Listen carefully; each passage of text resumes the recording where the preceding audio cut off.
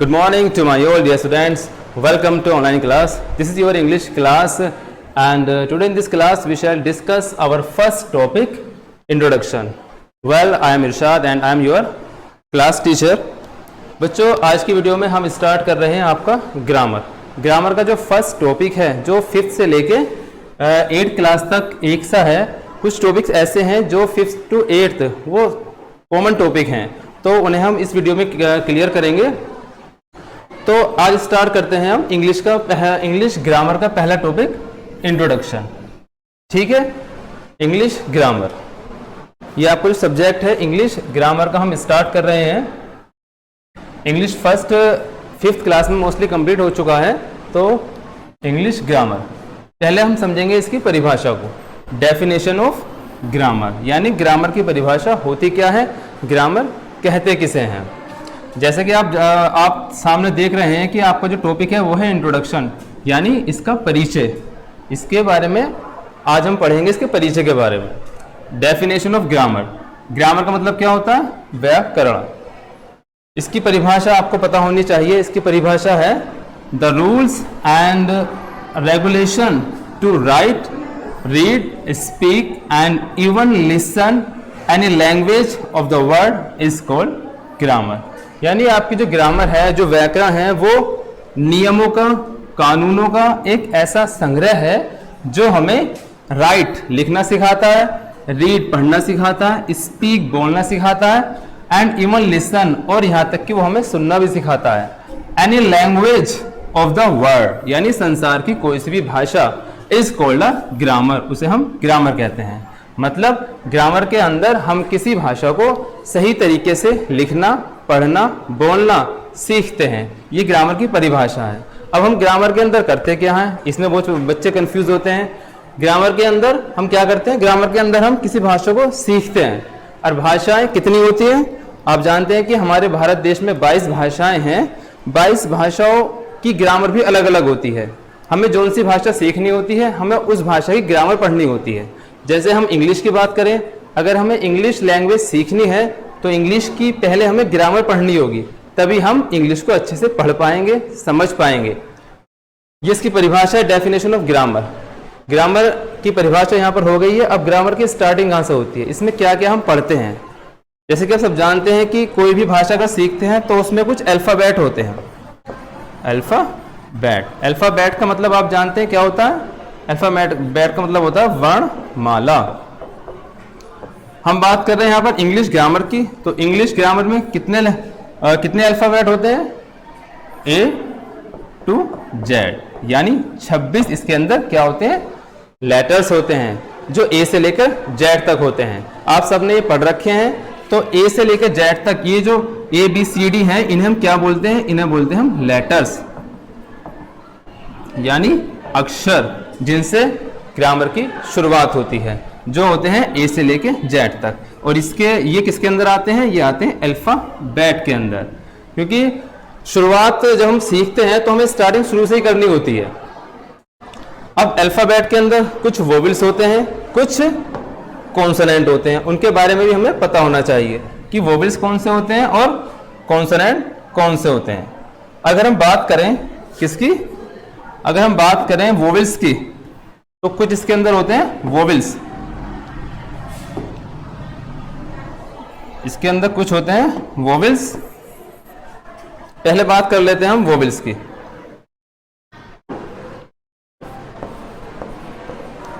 Vowels क्या होते हैं, वोवेल्स को हम हिंदी में बोलते हैं स्वर। वोवेल्स होते कितने हैं, इसके बारे में आपको पता होना चाहिए कि हमारे वोवेल्स होते कितने हैं। वोवेल्स हमारे होते हैं 5। कौन कौन से होते हैं, जैसे A, E, I, O, U। ये हमारे 5 लेटर्स ऐसे हैं जो वोवेल्स कहलाते हैं। इनकी संख्या कितनी होती है, 5। अब वोवेल्स हम कहते किन्हें हैं, ये भी आपको पता होना चाहिए कि वोवेल्स कौन कौन से लेटर्स होते हैं, इसकी परिभाषा क्या होती है। वोवेल्स ऐसे अक्षर होते हैं जिन्हें बोलने के लिए दूसरे अक्षरों की आवश्यकता नहीं होती। ये वोवेल्स अपने आप में क्या होते हैं, स्वतंत्र होते हैं। ये इसकी पहचान है।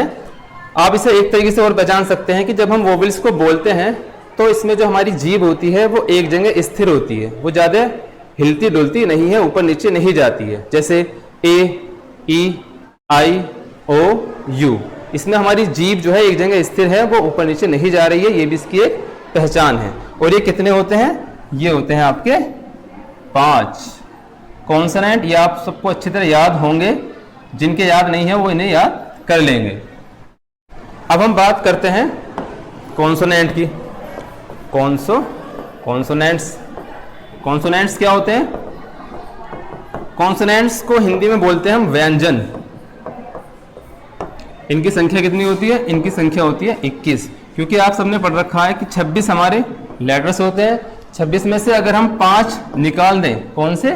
जो हमारे वोवेल्स हैं, अगर हम इन्हें निकाल दें तो हमारे कितने बचे? 21। तो ये आपके जो 21 बचे, इन्हें हम बोलेंगे कॉन्सोनेंट।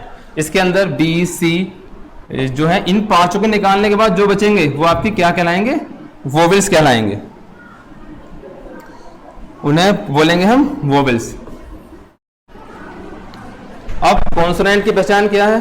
कॉन्सोनेंट ऐसे अक्षर होते हैं जिन्हें बोलने के लिए हमें वोवेल्स की आवश्यकता होती है।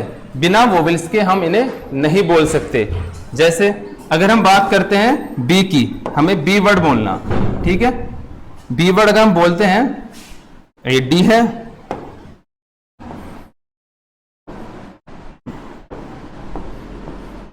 बी प्लस ई, इसमें ई जो वोवेल्स है वो पहले से शामिल है। बी के अंदर ई जुड़ा हुआ है, तो बी प्लस ई क्या बनेगा? ये आपका बी तो बनेगा। बी आपका क्या है? कॉन्सोनेंट है। और जो ई वोवेल्स है वो इसके अंदर पहले से शामिल है। तो हम कह सकते हैं कि कॉन्सोनेंट के अंदर वोवेल पहले से शामिल होते हैं। और इनकी संख्या कितनी होती है? इनकी संख्या होती है 21। जितने भी कॉन्सोनेंट होते हैं वो वोवेल्स की सहायता से ही बोले जाते हैं। और जो वोवेल्स होते हैं वो फ्री होते हैं, उनमें कॉन्सोनेंट शामिल नहीं होते। तो ये बातें आई थिंक आपको क्लियर हो रही होंगी। ये आपको अच्छे से पता होनी चाहिए, क्योंकि ये स्टार्टिंग है ग्रामर की।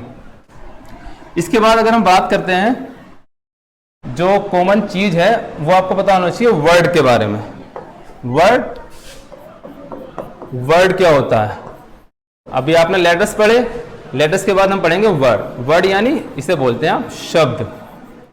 शब्द कहते किसे हैं? शब्द बनता कैसे है? जब हम लेटर्स को आपस में मिला देते हैं तब एक शब्द का निर्माण होता है, तब एक शब्द की रचना होती है। जैसे we can say that a word is a group of letters which makes a meaning. C plus A plus T, ये सब लिखे हुए अलग अलग CAT, ये सब क्या है? ये सब आपके क्या हैं? ये हैं लेटर्स। क्या है? ये आपके लेटर्स यानी अक्षर। अब इन अक्षरों को जब हम मिला देते हैं, CA plus T क्या बनता है? CAT, cat. कैट मीन्स बिल्ली, आप सब जानते हैं। तो जो कैट शब्द बना, इसे तो हम वर्ड बोलेंगे। कैट जो है, इसका मतलब आप जानते हैं बिल्ली होता है। तो अक्षरों के मेल से क्या बनता है? अक्षरों के मेल से बनता है एक वर्ड, एक शब्द। अक्षरों के मेल से हम एक शब्द की रचना करते हैं। ठीक है बच्चों, अब हम बात करते हैं जो इसमें कॉमन है सेंटेंस के बारे में। एक सेंटेंस कैसे बनता है? सेंटेंस कैसे बनता है? ऐसे। सेंटेंस की परिभाषा भी आप सबको याद होनी चाहिए। सेंटेंस को एक क्या बोलते हैं हिंदी में? वाक्य बोलते हैं। इसकी परिभाषा क्या है?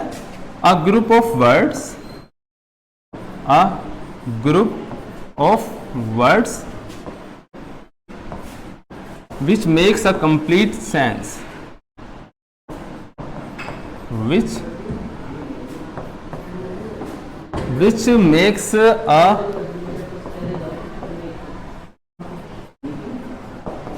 complete sense is called a sentence, is called a sentence. Means मतलब क्या है इसका?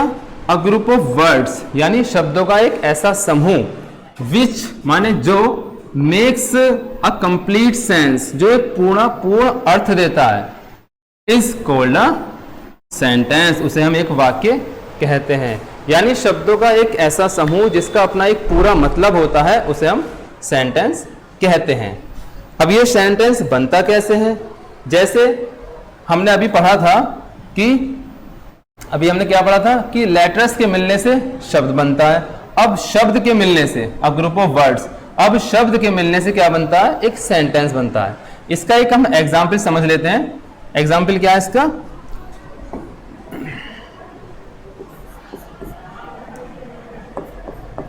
एग्जाम्पल, राम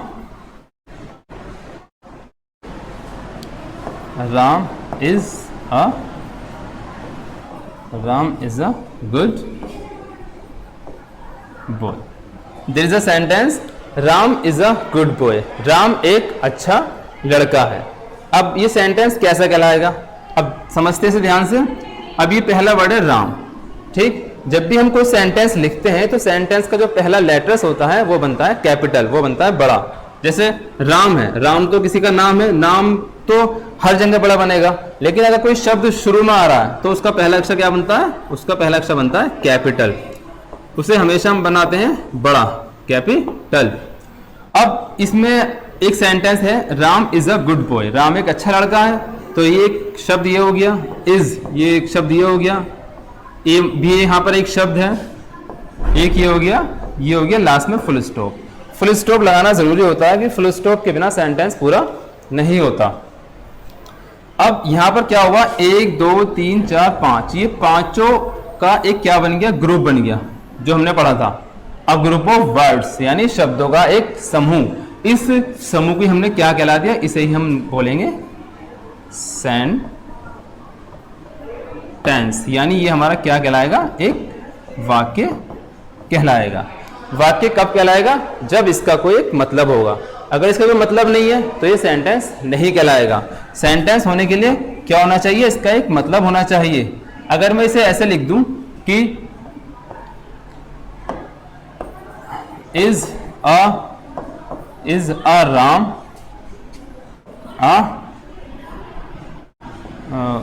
गुड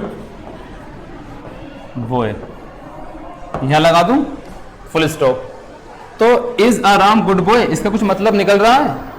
जहां इसका मतलब नहीं निकलेगा तो उसे हम क्या बोलेंगे? सेंटेंस। उसे हम नहीं बोलेंगे। सेंटेंस वो तभी कहलाएगा जब उसका कोई मतलब होगा, जब उसका कोई अर्थ होगा। अगर उसका कोई अर्थ नहीं निकल रहा है तो उसे हम सेंटेंस नहीं कह सकते। आई थिंक आप सबको ये सब क्लियर हुआ होगा। आप सबको ध्यान अच्छे से इस वीडियो को देखनी है, जो आपको पढ़ाया गया है वो अच्छे से ध्यान से समझना है। इस चैप्टर के जो नोट्स हैं वो आपको अगले टर्न पर सेंड कर दिए जाएंगे। आज की वीडियो में इतने ही रखते हैं। इसका अगला टॉपिक हम अगली वीडियो में पढ़ेंगे। That's all and thank you.